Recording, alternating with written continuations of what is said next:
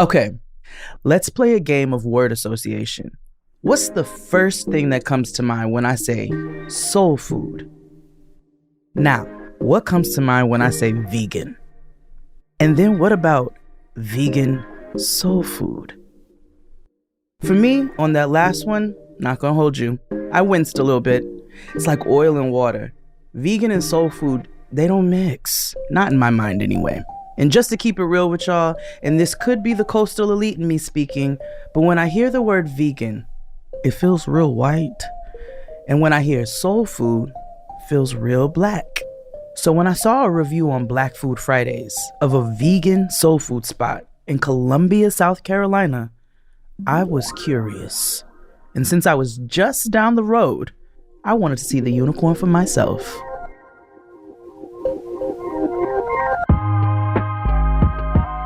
Welcome to Season 2 of the Black Kitchen series, a mini-series that shines a light on the brilliant and Black innovators changing the face of food as we know it. The community builders of today, many of whom will be the history makers of tomorrow. I'm Chef Jade Verrett, aka Jade of all Jades, and I'll be your guide on this road trip across America as we go in search of the Black distillers, activists, farmers, and plant-based chefs whose stories deserve to be told. In the last leg of my trip to South Carolina, I said goodbye to Charleston and headed inland to the state's second biggest city, Columbia. As I went west, the Low Country's unspoiled wilderness quickly transitioned into rolling fields of vibrant greens and golden yellows. The drive up Highway 26 took us past sleepy hamlets with cypress and tupelo trees casting dappled shadows along the road. As I approached Columbia, the city's skyline peaked above the treetops, and after a quick exit and a couple of right turns, I arrived at the first plant-based restaurant in the city, and pretty much all of the Southeast.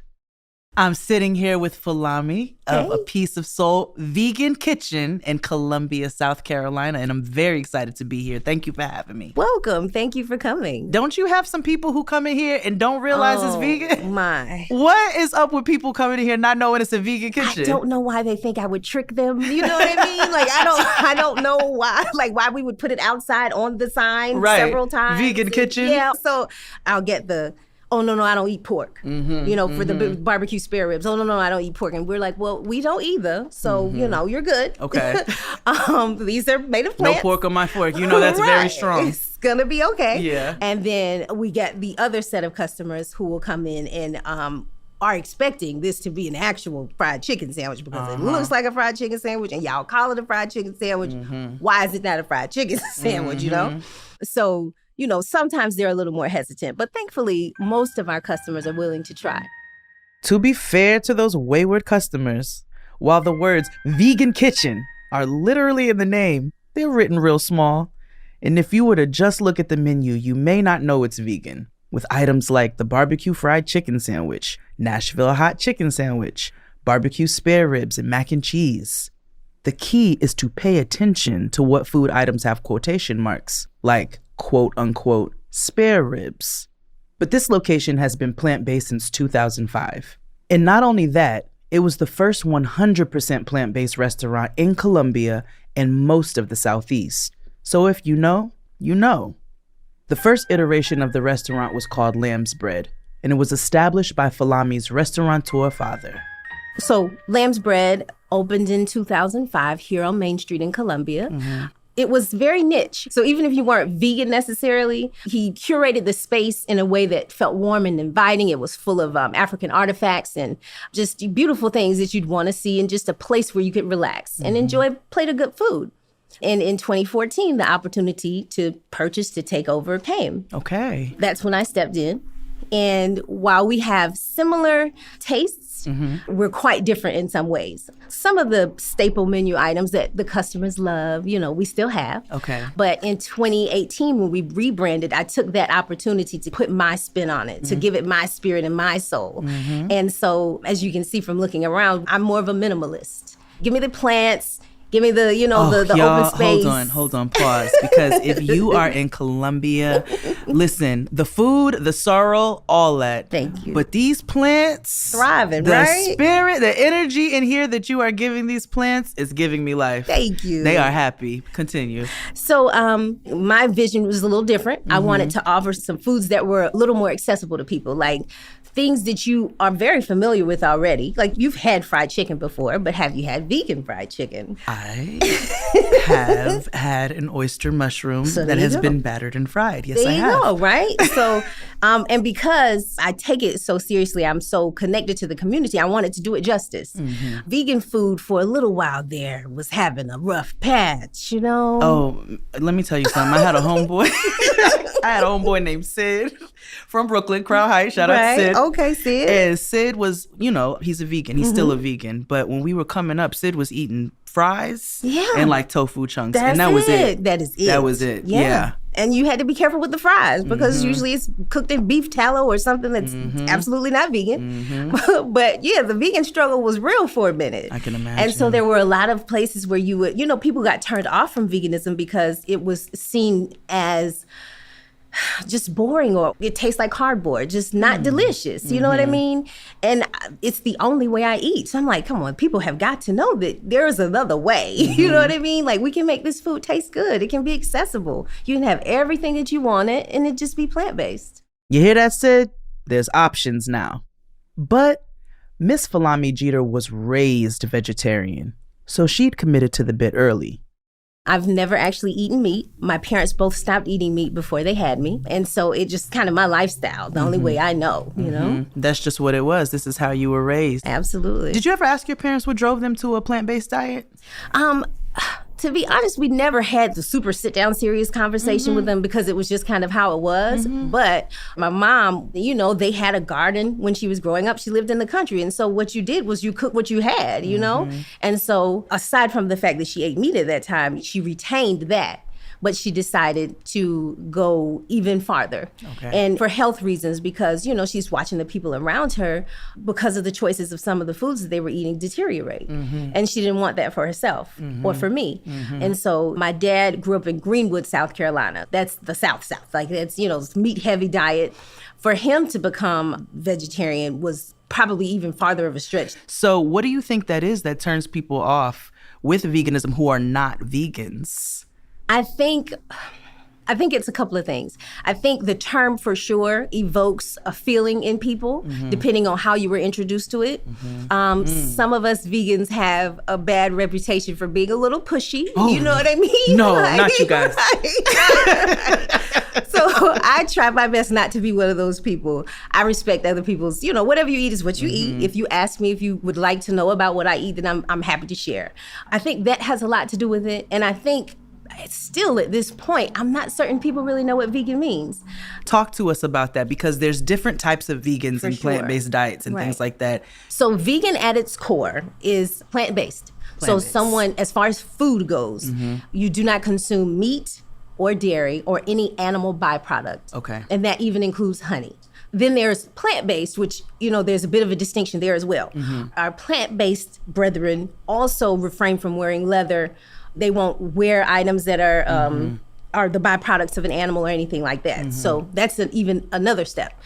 Then within vegan, the subsets, there are raw vegans who won't consume foods that are cooked above, I think, 105 degrees. Oh, interesting. So they, you can prepare food, warm it with a Vitamix blender or a dehydrator or, your oven at the very, very lowest temperature. And then you have the whole food vegans who will not eat any processed foods. So no Beyond Burgers, none of that stuff from the shelf in the grocery store. That's just for us.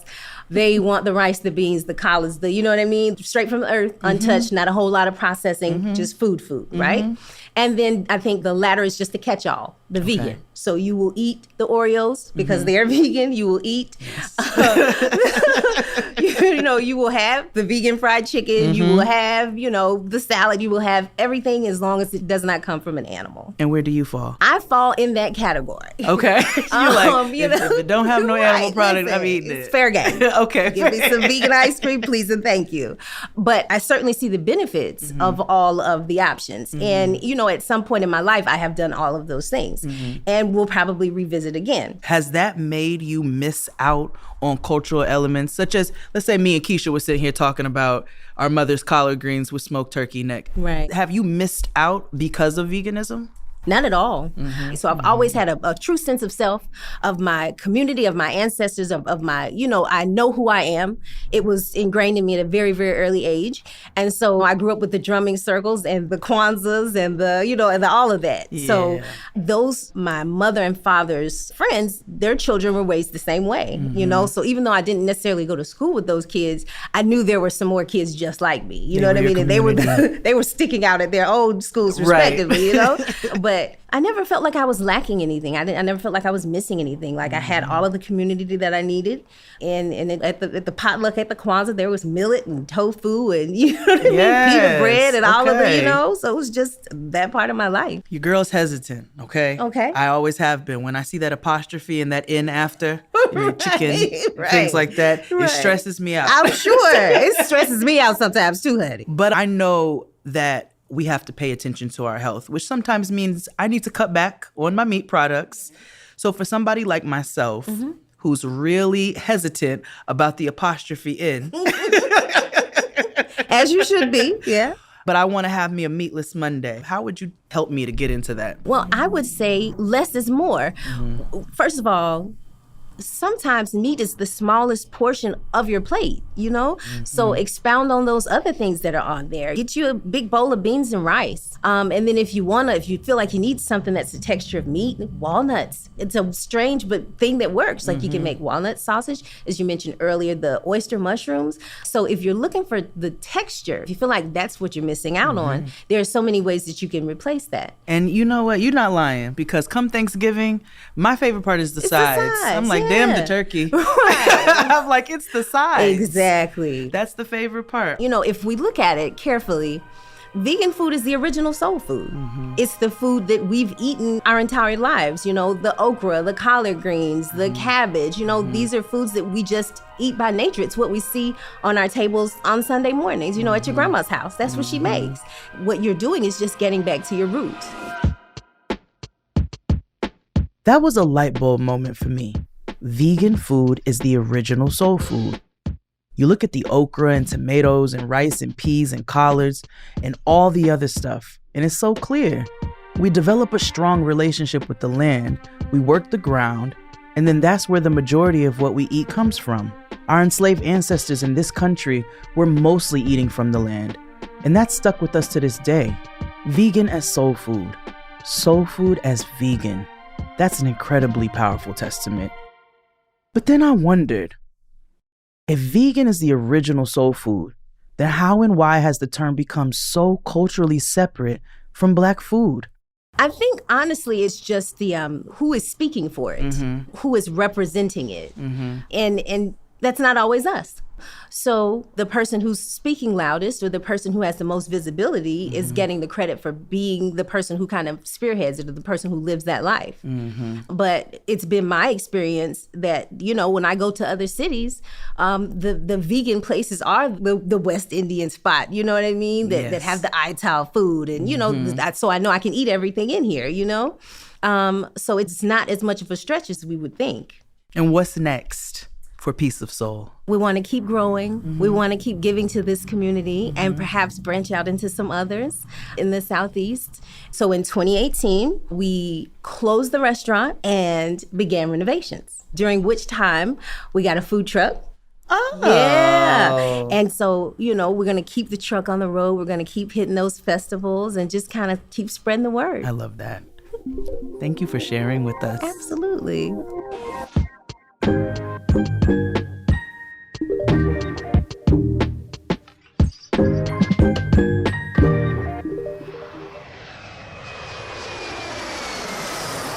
And so I left my ancestral roots of the Low Country and I headed to the capital city of my birth state, Austin, Texas.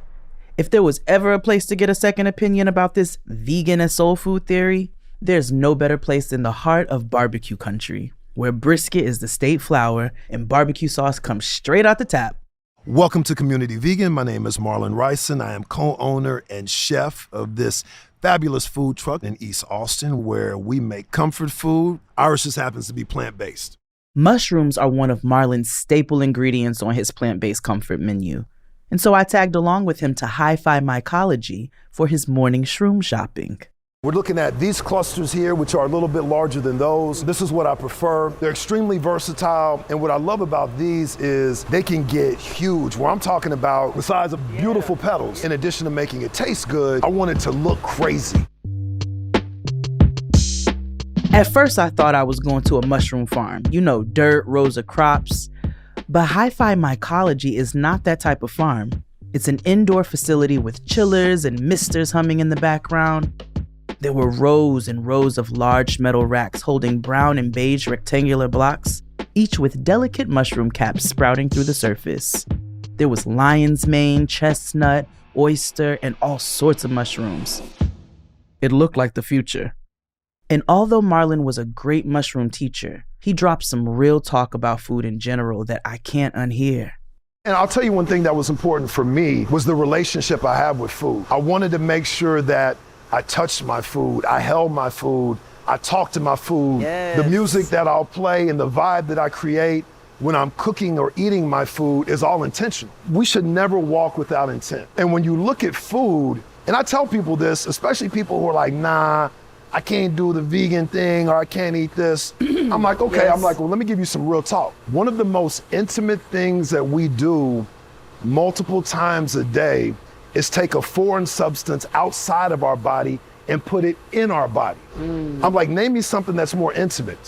So why would you not want to have a relationship that's on a higher level with your food? I love so, that. I mean, would you grab some person off the street that you didn't know and have them sleep with you that night in your bed? Not anymore. Okay.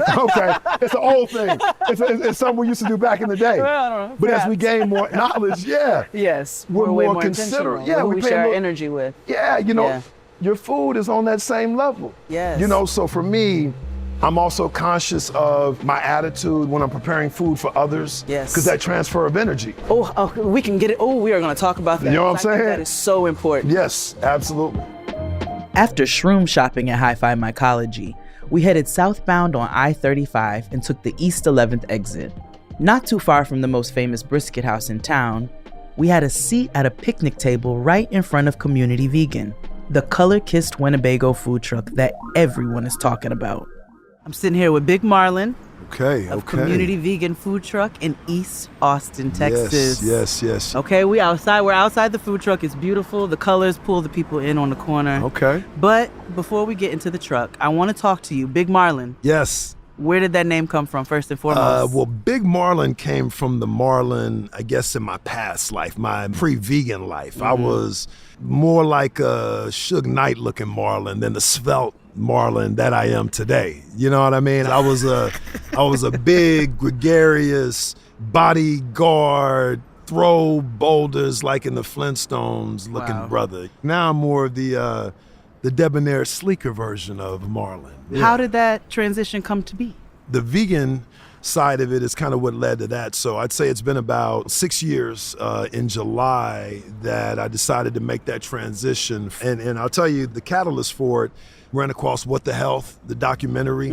I'd say probably halfway through it, I was like, yo, I'm about to do something different. And literally cleaned out the fridge and said, I'm gonna eat different. I mean, it was one of those on site. Oh, it was like a cold turkey It was situation. on site. Like when they say on site, it was on site. Yeah. You know what I mean? So CTG trained you to already go. know. Yeah. You already know. So it was on site that I decided I need to do something different. You know, I was like, I know I'm getting older. There's no reason for me to be 360, 370. You know what I mean? Like, it's not like I'm getting ready to try to jump on a football field. My powerlifting days were over. And I started thinking as my kids were getting older, I was like, I'm going to be a grandfather at some point, and I want to be active as far as in my grandkids' lives. So I was thinking ahead like that and said, you know, I need to make a change. And so when I did that, I knew that I would drop some weight for sure because I was always active, had no idea that it was going to melt off. It literally melted off. And I'd say within about 8 months, 9 months, I'd already dropped 100 pounds. Was the transition switched strictly from watching the documentary? Absolutely. It was strictly, I was watching people who were going through health issues, and some of them that I was familiar with, and looking at them and saying, okay, so this person quit consuming these products and didn't have upper respiratory issues anymore, didn't deal with high blood pressure anymore, diabetes medicine went away. And so I'm looking at all that and I'm like, okay, so a lot of those things I grew up with and I thought was just a part of life until I watched What the Health. I was noticing how these people were getting rid of issues that they thought were passed down from generation to generation. They said, my grandmother went through it, my mom went through it, therefore I'm supposed to go through it. So I thought that was the same thing for me. But I changed the way I was eating, all of that went away. And it was amazing. All of these things that I thought were hereditary, all of a sudden I realized they were food-based. And the one thing that I came across learning was the health issues that we go through, especially within the Black community, they're not hereditary things or things that are passed down necessarily from DNA. It's the habits a lot of times that are passed down. The way that we eat. So the way that we eat, not exactly what's in our bodies as far as the chemistry goes. So once I realized that, I was like, oh, I'm a new man. Okay, so let's talk honestly. Let's do that. Let's talk honestly, Marlon. All right. I am a meat eater. Okay. Okay, I'm not It's all averse love. to plant-based, but Okay. I am a meat eater. Gotcha. I want to know, did you become one of those self-righteous, obnoxious plant-based people Yes. when you first got into the game? Yes, I did. I'm not even going to lie to you. I appreciate the accountability. Yes, just Keep keeping going. it 100. I was that at first, but it didn't come from a place of hate or anything like that. I'm one of those types where once I get good information, number one, I have to apply it to what I do. But number two, I feel like it's a responsibility to share it with both people who I love and people who I come in contact with. So I wasn't mean or anything like that with it. But I definitely was spewing a lot of information out, a lot of stats out to a lot of people who could have cared less, namely my family members. Okay. So especially, Usually us. yeah, exactly. So when I'd get around fam and we do these Thanksgivings and all that, I'd be like, yo, what you eating? You know, I know we got this turkey out here. We got these Cornish hens. Oh, you would have got a hard eye roll from your girl at Thanksgiving. I got a lot of that. But the one thing I would do though is I wouldn't say that without providing options. So I would have a whole nother set of food over here to say, hey, why don't you at least try this? Come on, Solutions. somebody, because I do not like when people point out problems, But no solutions. but they have no solutions. That's for ridiculous. That, isn't That's it? ridiculous. So I wasn't going to be that person. And I want to mention something specifically about What the Health. So it wasn't just the part as far as health went, but I was watching in this one region of North Carolina where you had a high density or high population of African Americans that lived there, but there was a pig farm right next to it. So it was one pig farm where there was a lot of runoff that was going in a stream that provided water to locals. Wow. And here's the thing. So come to find out that there was a high percentage of people in that area, predominantly Black, who had upper respiratory issues, who had cancer. There were 4 or 5 different ailments that they all were dealing with. So for me, as I'm looking at that, I said, okay, if I am who I say I am, how can I throw $1 at an industry that I know is knowingly killing my people? And so, there's that's integrity where behind your that's transition where, as well. If I am who I say I am, I can't do that. Y'all, Marlon's sense of integrity was inspiring. He watched one documentary and never looked back. And whenever he got a craving to eat meat, all he had to do was think about those people. His people. His North Star is bright. I love those people. I cannot do that. So for me, that made it a whole lot easier, in all honesty. Let's talk about that love a little bit. Erica is your partner, correct? My partner, business partner, Yes. life partner. Yes, Who's she is. also who adds an element to the truck as well. Absolutely, And she does. That Yes, she does. collaboration there, Well, how's thank that you. worked out? Well, it's funny because I have to give her credit for me doing this in the beginning because she had been talking to me about opening up a food truck for months. And I Okay. was like, nah. I was like, I'm go from corporate America to a food truck in Austin. I was like, it's kind of crazy. And I was she going to ask you how that transition happened. That's it- wide. Yes, it's very wide. But I was big on entrepreneurship and I wanted to do something that I was passionate about. So she kept hitting me with it. And then finally I said, you know what? I think it's my destiny. And I really opened myself up to it. So with that, I was like, yo, let's do this. And Okay. so from there, we started the process. finding a food truck and then, coming up with the menu and all that. And here we are today.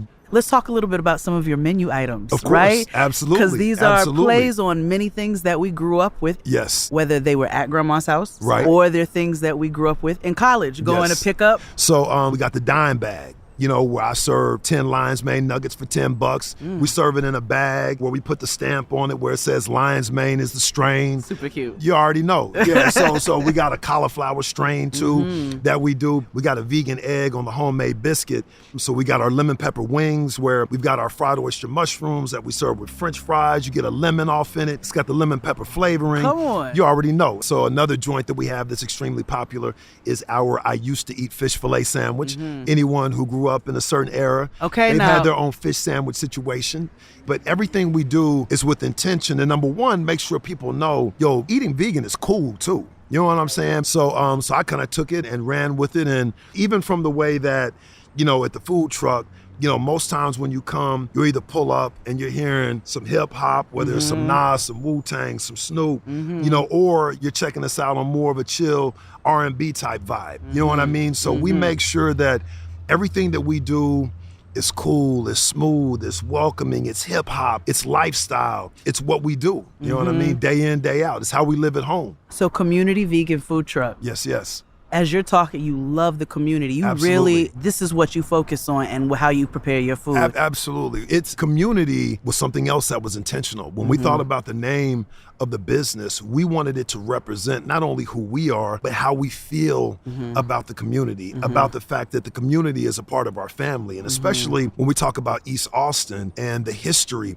of East Austin, the fact that we were able to get our food truck on the corner of one of the busiest areas in East Austin means a lot. And Y'all hear it on this podcast. It's very busy. Yes, it is. A lot of activity. A lot of people are outside here. But yes, it is all about the community. It's all about sharing love via food, bringing people together. Because one thing that I could visualize when we first did this was seeing groups of people who don't know each other, who are eating together, but because the basis of what we're providing is love via the food that we're eating, we're creating community within the community. You're one of the first people I've heard who hasn't said, I wanted a food truck, or I was a chef and I wanted the option to be. You actually really went into this for the community. Absolutely. Yes. So when people tell me I could taste the love in the food, nothing touches my heart more than that. Yeah. Because there is love in it. And everything that I'm doing with it is all for the good. And it confirms your purpose for why you got into this in the first place. Do you have any culinary background whatsoever? Cooking at home, I did a lot of that. Just a black culinary background. Absolutely. With my mom's, you know what I mean? Learned from her how to do different things. And so a lot of people who knew me well knew that. And they were like, you need to be doing this yourself. And so sure enough, I said, you know what? I am going to start playing with it. So I started playing around at home in my kitchen, and I was like, yo, this is fun. You know what I mean? So you work a lot with plant.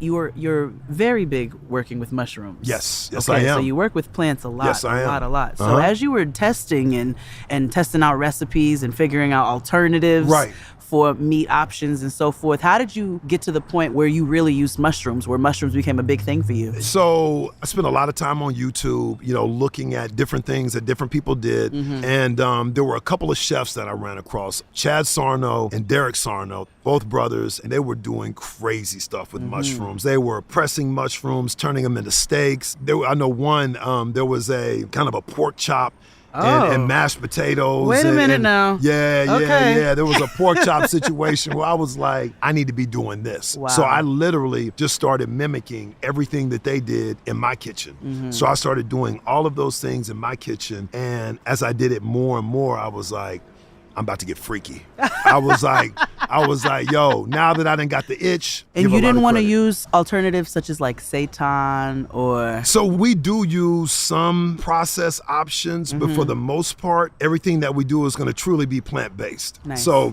I wanted to introduce, especially people of color, to eating things that are grown. You know what I mean? Because we do a lot of processed foods. When you look at the number of, fast food spots that are in lower income areas anyways, I didn't want to continue to push that narrative.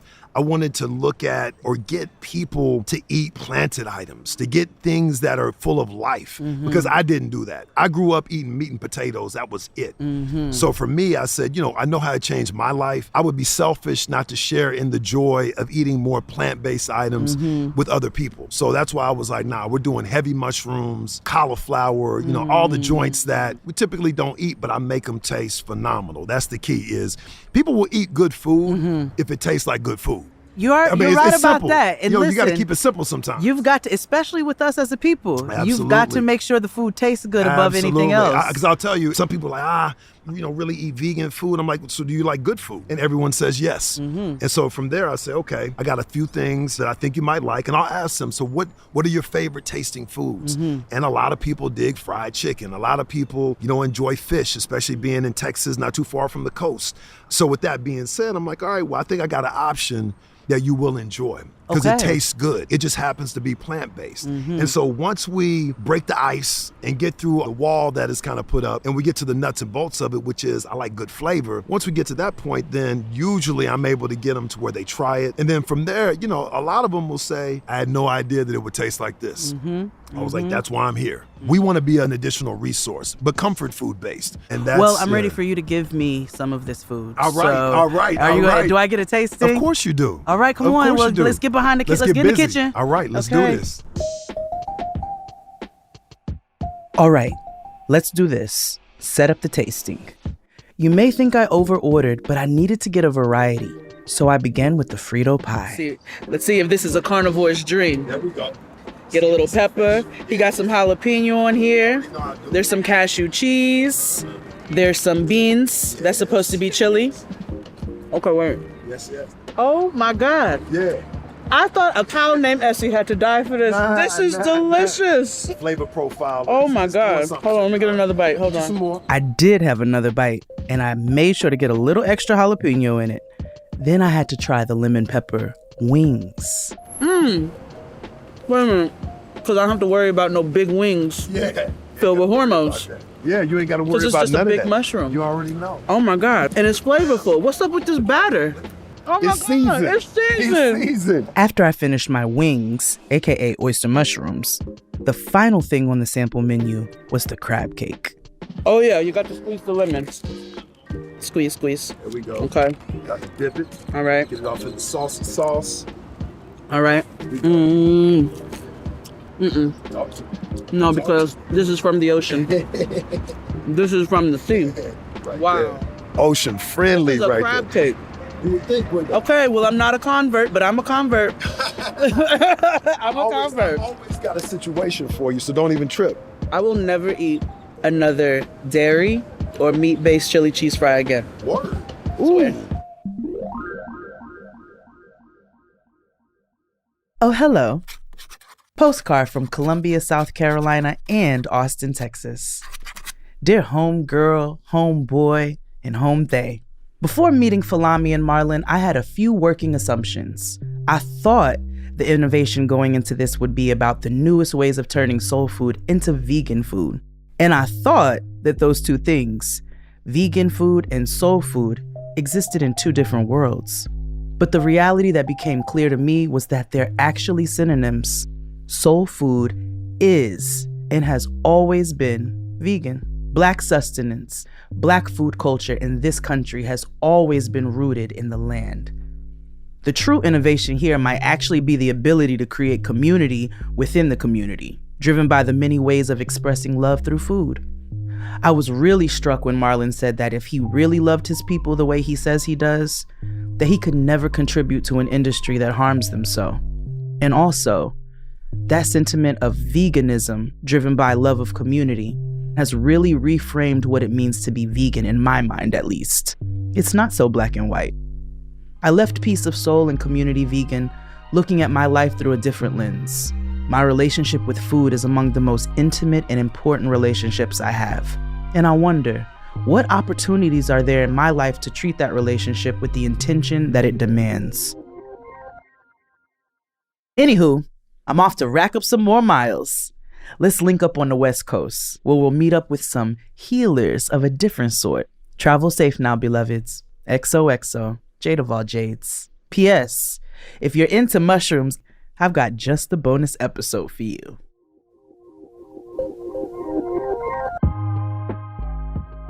A heartfelt thank you to Folami, Jade, and Jessica Boyd of A Piece of Soul Vegan Kitchen in Columbia, South Carolina. That's peace, as in P-E-A-C-E. Thanks to Hi-Fi Mycology for educating me about the magic of mushrooms. Let me rephrase that, about the power of mushrooms. And thank you to Marlon Rison and Erica Dotson of the Community Vegan Food Truck in East Austin. I'll never eat another Frito pie with meat again. Almost never. To find out more about their restaurants and food trucks, please check out our show notes. Season 2 of the Black Kitchen series, Innovators, was created by Heinz and Wyden and Kennedy and produced by the Meta Creative Co. Follow us at HeinzBKI on Instagram. And while you're at it, please take a minute to rate us 5 stars on Apple Podcasts and let us know what you think. More reviews help more people find us. Subscribe to the Black Kitchen Series podcast on Spotify or wherever you get your podcasts. I am the Jade of all Jades.